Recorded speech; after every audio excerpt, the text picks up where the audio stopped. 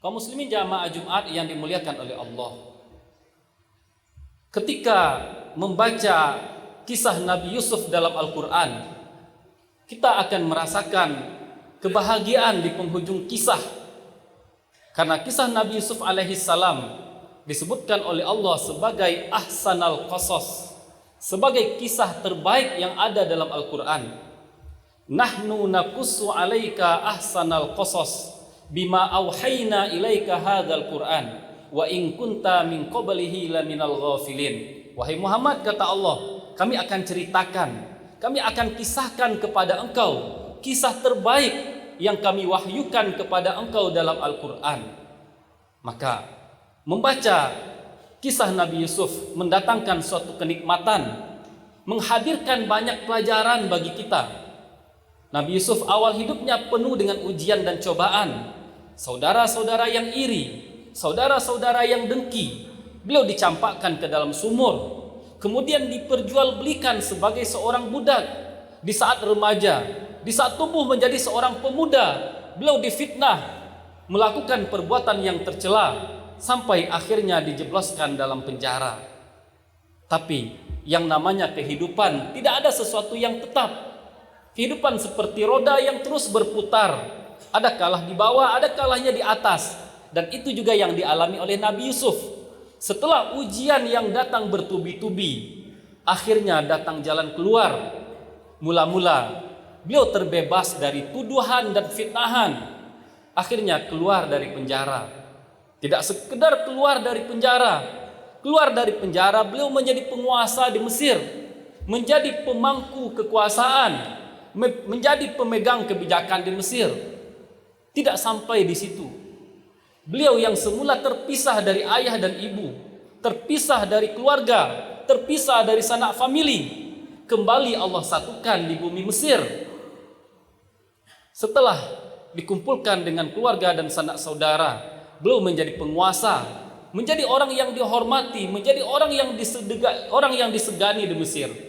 Yang menarik adalah setelah begitu banyak nikmat yang Allah berikan kepada beliau, di penghujung surat Yusuf atau di akhir kisah Nabi Yusuf, ayat 101 surat Yusuf, Allah mengabadikan doa yang begitu indah yang dilantunkan, yang dipanjatkan oleh Nabi Yusuf.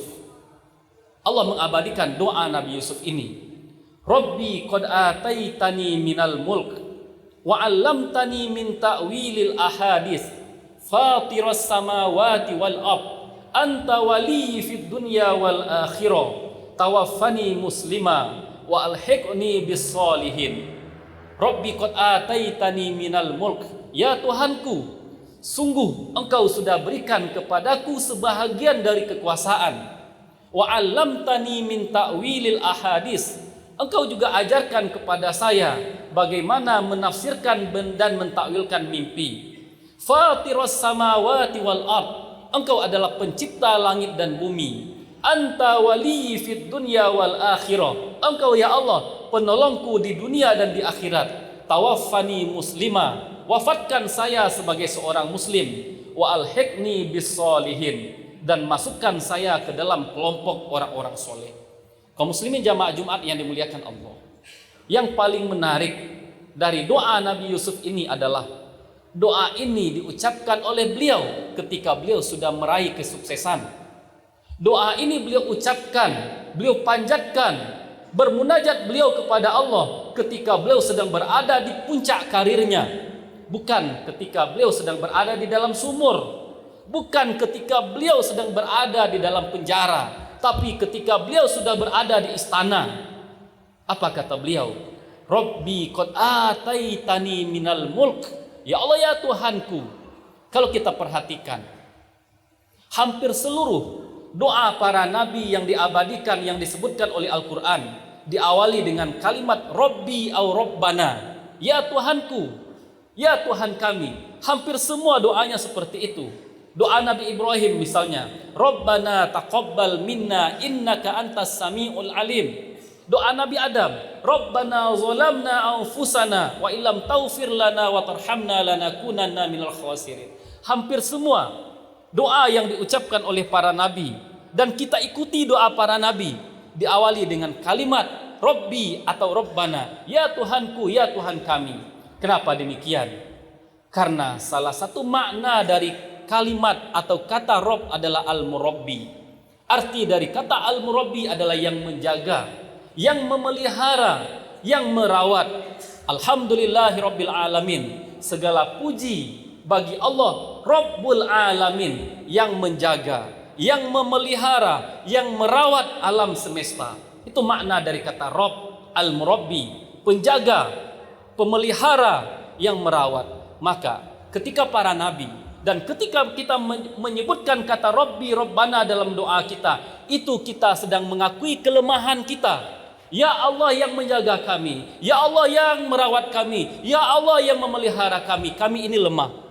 Jika tidak ada penjagaan dari Engkau ya Allah, jika tidak ada pemeliharaan dari Engkau ya Allah, akan silih berganti ujian, musibah, bencana datang kepada kami. Maka dalam setiap doa kita selalu kita ingat ini. Rabbi, Rabbana, ya Tuhan kami yang memelihara kami. Kami ini hanyalah makhluk yang lemah. Kami insan yang tidak berdaya jika tidak ada pertolongan, jika tidak ada penjagaan dari Engkau. Kemudian lanjutan dari doa Nabi Yusuf ini.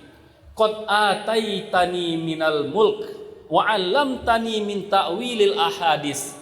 Beliau sebutkan dua nikmat besar yang Allah berikan kepada beliau. Yang pertama, Allah berikan kekuasaan. Yang kedua, Allah ajarkan cara mentakwilkan mimpi. Karena kemampuan mentakwilkan mimpi inilah Nabi Yusuf akhirnya dikeluarkan dari penjara. Maka nikmat ini selalu diingat oleh Nabi Yusuf.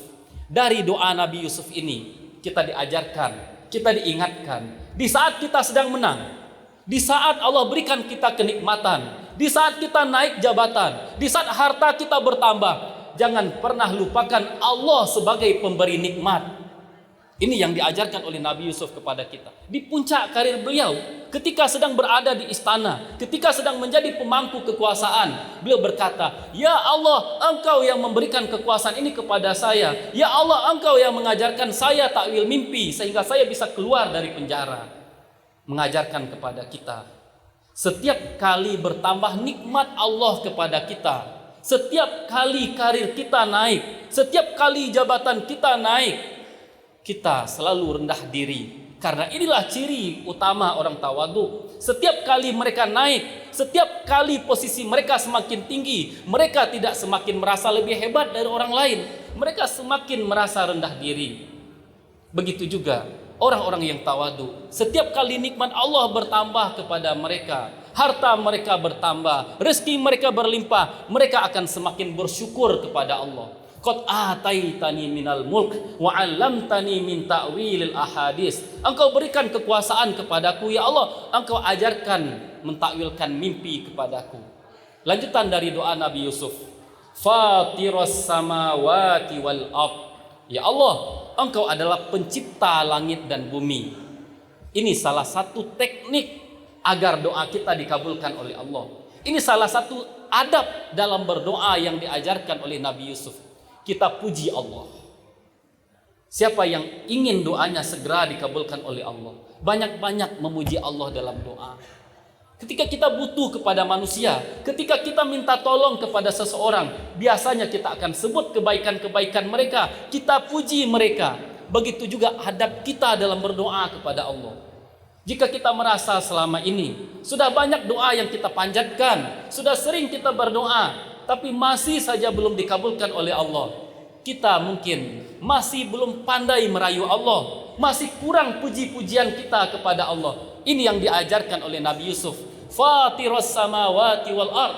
Ketika berdoa beliau mengatakan, ya Allah, Engkau pencipta langit, Engkau pemilik langit dan bumi.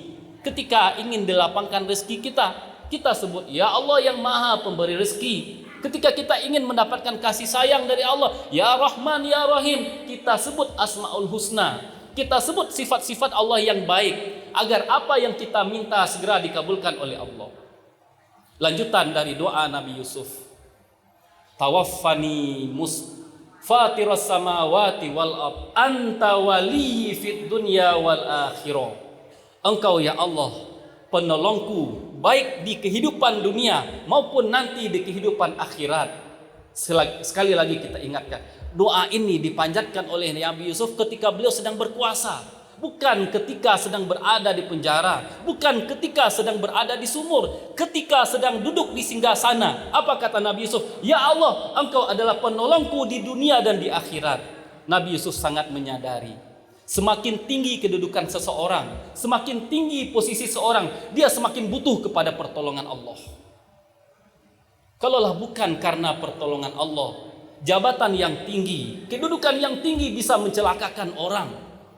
Bisa kita lihat dalam kehidupan, kita temukan dalam keseharian kita, orang yang justru mereka binasa, mereka celaka setelah mencapai puncak karir, karena ternyata mereka tidak mendapatkan pertolongan dari Allah, tidak mendapatkan taufik dari Allah. Maka di sini Nabi Yusuf mengajarkan, semakin tinggi kedudukan seseorang, semakin tinggi posisi dan jabatannya, harusnya semakin sering minta tolong kepada Allah. Anta waliyyi fid dunya wal akhirah. Terakhir, Nabi Yusuf berdoa kepada Allah, tawaffani muslima wa alhiqni bis salihin. Yang menarik, doa ini sengaja ditaruh di akhir. Semula Nabi Yusuf mengingat-ingat berbagai macam nikmat Allah kepada beliau, nikmat kekuasaan, nikmat mentakwil mimpi. Kemudian terakhir, yang menjadi harapan, yang menjadi impian, yang menjadi permintaan dari Nabi Yusuf adalah tawaffani muslima. Ya Allah, kenikmatan dunia sudah saya dapatkan, ketinggian kedudukan sudah saya capai, tapi itu semua tidak bisa membuat saya puas jika ternyata akhir hayat saya bukan sebagai seorang muslim. Maka beliau tutup doanya, tawaffani muslima. Ya Allah, wafatkan saya sebagai seorang muslim. Dari sekian banyak nikmat yang Kau berikan kepada saya, ya Allah, yang paling mahal, yang paling berharga adalah nikmat keislaman. Doa ini diucapkan juga oleh beliau ketika berada di puncak karir. Karena banyak orang ketika sedang berada di puncak karir menyimpang, menyeleweng. Di awal karir jujur, amanah, tapi ketika sudah punya kedudukan, kekuasaan, mereka tidak lagi amanah. Mereka semakin terperdaya oleh dunia. Diajarkan oleh Nabi Yusuf, tawaffani muslima. Betapapun tingginya kedudukan seseorang, yang paling penting adalah ketika di akhir hayat bisa meninggal sebagai seorang muslim. Kemudian di akhir ayat, wa alhiqni bis solihin. Masukkan saya ke dalam kelompok orang soleh. Kaum muslimin jamaah Jumat yang dimuliakan oleh Allah, ini tidak hanya ternyata doa Nabi Yusuf. Jika kita cermati, kita baca Al-Quran, Nabi Sulaiman alaihi salam, kita tahu semua betapa besar kekuasaan Nabi Sulaiman. Beliau juga punya doa yang mirip dengan doa Nabi Yusuf. Allah abadikan dalam surat An-Naml ayat 19. Rabbi wa adkhilni bi rahmatika fi ibadikas solihin. Ya Tuhanku, masukkan saya ke dalam kelompok orang-orang yang soleh. Doa Nabi Sulaiman. Beliau mencapai puncak kekuasaan, kerajaannya tidak ada yang menandingi, tapi doa beliau tetap bermohon kepada Allah supaya masuk ke dalam kelompok orang soleh. Ini juga doa Nabi Ibrahim. Allah abadikan dalam surat Asy-Syu'ara ayat 83. Rabbi habli hukma wa alhiqni bis solihin. Ya Allah, berikan kepada saya ilmu dan masukkan saya ke dalam kelompok orang-orang soleh. Ini juga bahagian dari tawaduknya para nabi. Siapa yang mensangsikan kesolehan para nabi? Tidak ada di antara kita yang meragukan ketaatan para nabi. Semua nabi dan rasul orang taat, semua nabi dan rasul orang soleh. Tapi tetap saja ketika berdoa mereka kepada Allah, ya Allah, masukkan kami ke dalam kelompok orang soleh. Karena para nabi dan rasul sangat menyadari kehidupan bersama orang soleh adalah kenikmatan yang hakiki, baik di dunia ataupun di akhirat. Di dunia punya teman, punya komunitas orang-orang soleh akan menjaga kita, akan menyelamatkan kita, akan mengingatkan kita untuk selalu berbuat baik. Kaum muslimin jamaah Jumat yang dimuliakan oleh Allah, dari kisah Nabi Yusuf ini kita bisa belajar bahwa dua modal dalam hidup, kesabaran dan kesyukuran, adalah dua sayap kita untuk menjalani kehidupan. Nabi Yusuf di saat ujian bertubi-tubi beliau sabar kepada Allah. Di saat kenikmatan datang, beliau menjadi hamba Allah yang bersyukur. Maka ketika dua hal ini ada dalam hidup kita, kita punya sabar, kita punya syukur, maka kita sudah punya dua sayap berharga untuk menjalani kehidupan dengan tenang.